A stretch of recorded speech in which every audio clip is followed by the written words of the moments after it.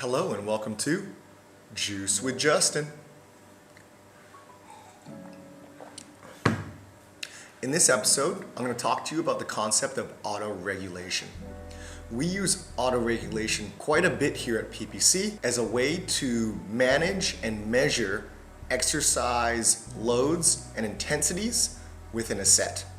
Simply put, we'll take a scale between 1 and 10. 1 being little or no intensity perceived rate of exertion versus 10 being the max amount of energy, exertion, intensity that you can give.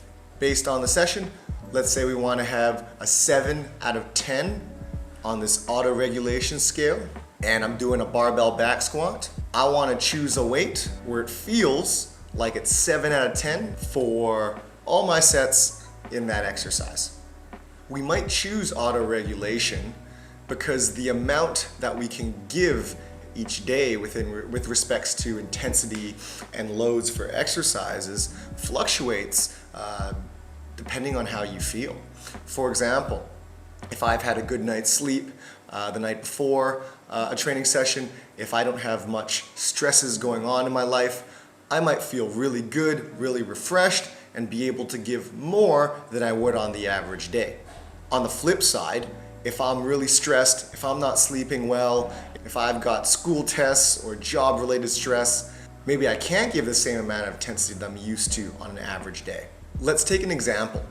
I'm going to use a 100 kilogram barbell back squat as someone's 1 rep maximum. The maximum amount of weight they can lift for 1 repetition in that squat.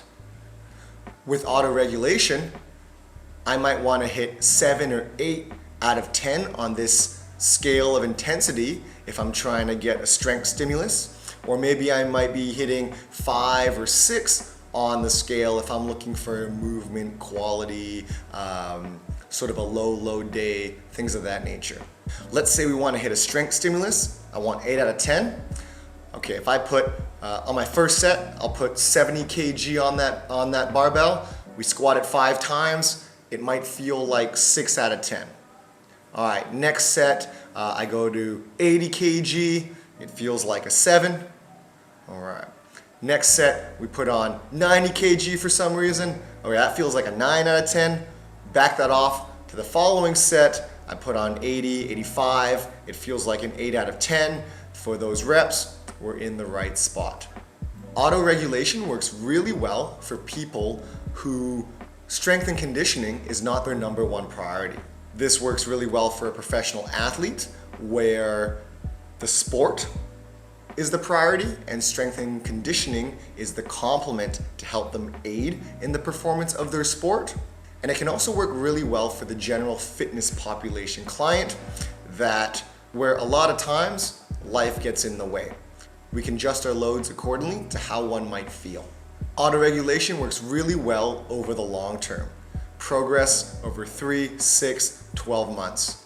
Because we're able to optimize our loads on the day, depending on how we feel, this will lead to less fatigue, potentially less chance for injury, and over the long term, that equals more progress for one's priorities and or goals. Lastly, auto-regulation is super easy to implement once you understand this scale and you start getting a feel for loads within sets. In short, if you're an athlete or if you're part of the general fitness population segment and you want a surefire way to manage and measure and optimize your loads and intensities within exercises, auto-regulation is the way to go. Be sure to get on board and give it a try. Thanks for joining this episode of Juice with Justin.